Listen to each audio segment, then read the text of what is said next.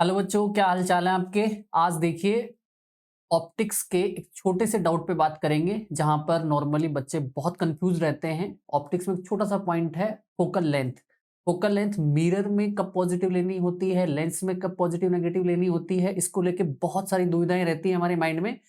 तो आज की क्लास में हम फोकल लेंथ से रिलेटेड बात करते हैं। तो ऑप्टिक्स एक छोटा सा पॉइंट है फोकल लेंथ। ओके बच्चा लोग, तो फोकल लेंथ की हम आज बात करने वाले हैं। मोटा मोटा फोकल लेंथ को हम दो पार्ट में डिवाइड कर लेते हैं। हम फोकल लेंथ को मिरर के केस में अलग पढ़ेंगे, ओके, और लेंस के केस में अलग से देखेंगे। अब मिरर के केस में फोकल लेंथ को देखेंगे हम तीन टाइप से। पहला देखेंगे कॉन कॉनकेव के लिए, है ना, कॉनकेव मिरर के लिए। दूसरा फोकल लेंथ देखेंगे हम कॉन्वेक्स के लिए, कॉन्वेक्स मिरर के लिए। और तीसरा देखेंगे अपन प्लेन मिरर के लिए। ओके, ऐसे देखो लेंस में भी हम दो टाइप में कैटेगराइज कर लेते हैं। पहला हम कॉन्वेक्स लेंस देखेंगे, कॉन्वेक्स लेंस, ओके, और उसके बाद में देखेंगे कॉनकेव लेंस। ओके बच्चा लोग, अब देखिए कॉनकेव लेंस जो होता है वो नॉर्मली कैसा होता है, ये कन्वर्जिंग नेचर रखता है बच्चा लोग। कन्वर्जिंग नेचर का मतलब हो गया कि ये रेज को एक जगह कलेक्ट करेगा। तो इसका स्ट्रक्चर बनाने की अगर मैं कोशिश करूं तो देखिए इसके स्ट्रक्चर में क्या होगा कि मान लो कि इसके आउटसाइड में हम पॉलिश कर देते हैं। ये देखिए ये आउटसाइड पॉलिश्ड है और जो इसका इनर फेस है ये रिफ्लेक्टिंग सरफेस है। इसका जो सेंटर पॉइंट है इसको हम पोल पॉइंट बोलेंगे और यहां से ये जो लाइन पास कर रही है ना, ये है आपका प्रिंसिपल एक्सिस। तो इस प्रिंसिपल एक्सिस को हम यहीं तक बना लेते हैं, ठीक है। अभी देखो मान लो कि कोई रे जो है वो प्रिंसिपल एक्सिस के पैरेलल आ रही है। ये देखिए प्रिंसिपल एक्सिस के पैरेलल आई। अब क्योंकि इसका नेचर डाइवर्जिंग है तो डाइवर्जिंग नेचर होने की वजह से ये क्या करेगी, प्रिंसिपल एक्सिस को एक पॉइंट पर काटती हुई निकलेगी। इस पॉइंट को आप फोकस पॉइंट के नाम से जानते हो, ठीक है। अब देखिए साइन कन्वेंशन के रूल के हिसाब से हम क्या करेंगे, पोल पॉइंट से, ये जो पोल पॉइंट है, पोल पॉइंट से फोकस पॉइंट को नापने के लिए हम क्या करेंगे, पोल पॉइंट से फोकस की तरफ चलेंगे, ठीक है। तो जब हम चल रहे हैं तो चलते टाइम पे हमें यह ध्यान रखना है कि हम रे के डायरेक्शन में चल रहे हैं, इंसिडेंट रे के डायरेक्शन में चल रहे हैं या फिर उसके अपोजिट चल रहे हैं। तो ध्यान देने वाली बात यह है कि जब आप पोल पे से जब आप फोकस पॉइंट की तरफ चल रहे हो तो आप इंसिडेंट रे के डायरेक्शन के अपोजिट चल रहे हो। देखो ध्यान से देखो, जो इंसिडेंट रे का एरो है वो देखो, और जो मैंने मेजर करने के लिए एरो बनाया वो देखो, तो आप अपोजिट आ गए। अपोजिट आ गए, इसका क्या मतलब हो गया, इसका मतलब ये हो गया कि साइन कन्वेंशन रूल से ये अपने पास में नेगेटिव क्या रखता है, फोकल लेंथ रखता है। कौन सी फोकल लेंथ रखता है बच्चा लोग, नेगेटिव फोकल लेंथ। समझता हूं कि बात आपको समझ में आई होगी। अब देखो अगर थोड़ा और अब देखो कॉन्वेक्स के लिए चीजें नोटिस करते हैं। मान लो कि मैंने यहाँ पे कॉन्वेक्स लेंस ड्रॉ करा। देखिए अब कॉन्वेक्स लेंस बनाते हैं तो ये है अपना convex lens. Sorry sorry sorry, इसको इस तरीके से ना बना के हम कुछ इस तरीके से बनाते हैं। ये कॉन्वेक्स लेंस। अब देखो इसके इनर साइड में पॉलिश होता है, ये नॉर्मल बात है, जानते होंगे। इसका पोल पॉइंट हो गया और ये वही सेम प्रिंसिपल एक्सिस मैंने बनाया।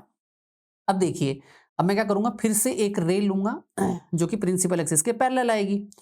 अब आप लोगों को ये बात पता होनी चाहिए कि कॉन्वेक्स जो मिरर होता है वो होता है डाइवर्जिंग नेचर का। तो ये रे को डाइवर्स करेगा, मतलब फैला देगा। देखो इसने रे को फैला दिया। अब देखो रे फैला दी इसने, तो देखो अब क्या करेगा कि मैं थोड़ा प्रिंसिपल एक्सिस को आगे बढ़ा देता हूं। देखिए ये प्रिंसिपल एक्सिस का पोल पॉइंट हो गया, ठीक है, मिरर का पोल पॉइंट हो गया। अब देखिए ध्यान से, अब ये डाइवर्जिंग नेचर है तो अब ये प्रिंसिपल एक्सिस को काटेगी नहीं। तो हम क्या करेंगे कि इसको पीछे की तरफ मतलब एक्सटेंड करेंगे। तो इसको पीछे की तरफ एक्सटेंड करेंगे तो ये देखो पोल पॉइंट, सॉरी, प्रिंसिपल एक्सिस के किसी जिस पॉइंट पे काटती है वो आपका फोकस पॉइंट हो गया। अब ध्यान से देखो, इस फोकस पॉइंट को नापने के लिए आप पोल पॉइंट से चलेंगे। देखो पोल पॉइंट से आप इसको चलेंगे, नापने के लिए चलेंगे और फोकस की तरफ गए, ठीक है। अब इस बार देखो ध्यान से, इंसिडेंट रे का एरो देखो और पोल पॉइंट से फोकस को नापने गए उसका एरो देखो, दोनों का डायरेक्शन सेम है। अब जब आप इंसिडेंट रे के डायरेक्शन में चलते हो पोल पॉइंट से तो उसका फोकस हो जाता है पॉजिटिव फोकस, ठीक है। एक छोटी सी बात और ध्यान रखो, कॉनकेव जो मिरर होता है आपका उसके पास में रियल फोकस होता है बच्चा लोग, और जो कॉन्वेक्स मिरर होता है उसके पास में वर्चुअल फोकस होता है। आपको समझ में आएगा, रियल फोकस का मतलब रे प्रिंसिपल एक्सिस को रियल में कट कर रही है इसलिए रियल फोकस है। कॉन्वेक्स में अपियरिंगली कट कर रही है इसलिए वो वर्चुअल फोकस है। अब देखो बात करते हैं अपन प्लेन मिरर की। अब प्लेन मिरर के केस में क्या होता है कि इसका भी एक फेस क्या होता है, सॉरी देखो मिरर को हम वापस से रीडिजाइन करते हैं। ये आपका हो गया प्लेन मिरर। अब इसका एक साइड क्या है, पॉलिश्ड है, जो दूसरा साइड बच गया वो रिफ्लेक्टिंग साइड है।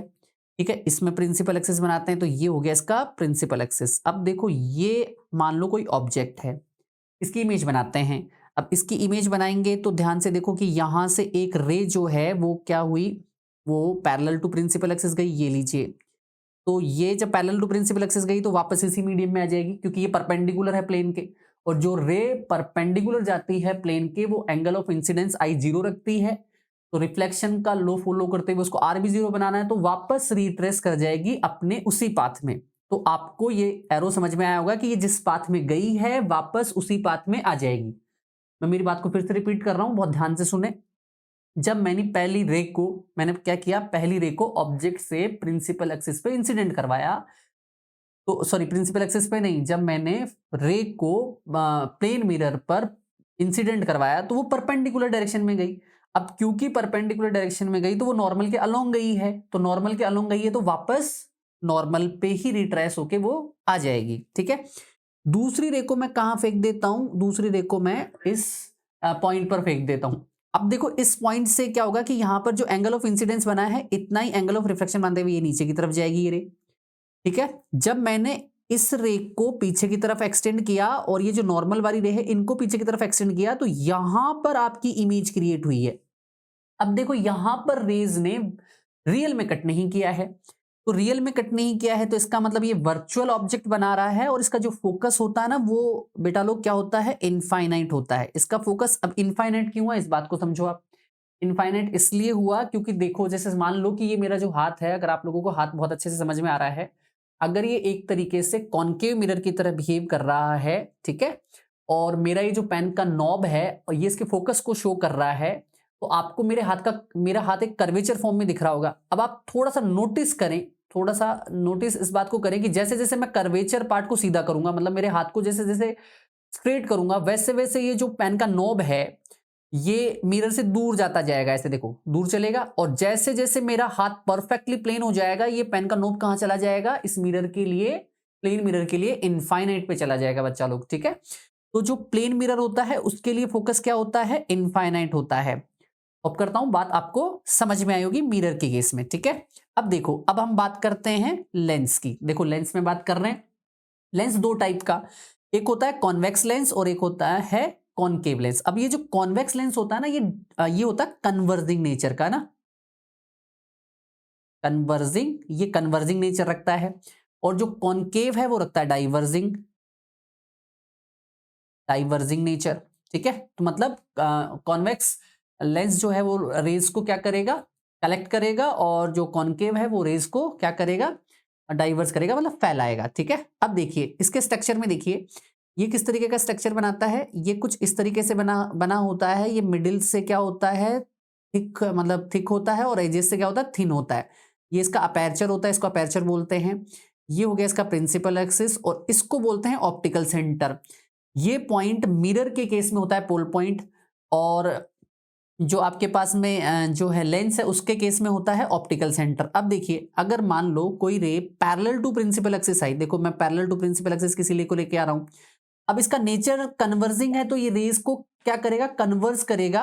तो कन्वर्स करेगा तो देखिए बच्चा लोग ये बैंड करके प्रिंसिपल एक्सिस के जिस पॉइंट पर काटेगा वो पॉइंट हो गया आपका फोकस पॉइंट।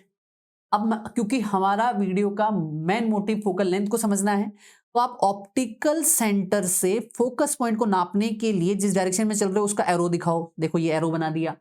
अब इंसिडेंट रे के डायरेक्शन का एरो और आप जिस लेंथ को नापने जा रहे हो उसका एरो देखो, दोनों सेम डायरेक्शन में है। तो अगर आप इंसिडेंट रे के डायरेक्शन में आ जाते हैं मतलब आपने मेजरमेंट पॉजिटिव लिया है, तो इसका जो फोकस होता है एफ वो क्या हो गया, पॉजिटिव फोकस हो गया, और ये रियल है, रियल फोकस है। देखो रियल में इसने कट किया है।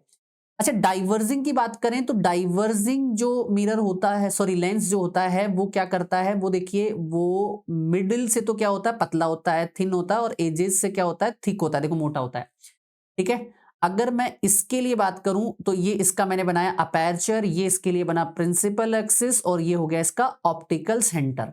अब देखो इसके फोकस को जानने के लिए मैंने क्या किया, मैंने एक प्रिंसिपल एक्सिस के पैरेलल एक रे इंसिडेंट करवाई। अब क्योंकि ये डाइवर्जिंग नेचर रखता है तो ये रेस को फैलाएगा, रेस को फैलाएगा तो देखो रे बैंड होके दूर चली गई इस तरीके से। अब ये प्रिंसिपल एक्सिस को नहीं काटेगी रियल में। अब क्योंकि हम प्रिंसिपल एक्सिस पे काटते हुए देखना चाहते हैं तो हमने क्या किया, रे को पीछे की तरफ एक्सटेंड किया, तो इसने प्रिंसिपल एक्सिस को अपीयरलिंगली काटा, जिस पॉइंट पे काटा वो फोकस पॉइंट हो गया। अब बात फोकल लेंथ की करते हैं तो ऑप्टिकल सेंटर से आप फोकस पॉइंट को नापने के लिए चलो तो जिस डायरेक्शन में चल रहे हो उसका एरो देखो, ये इस तरीके से एरो हो गया।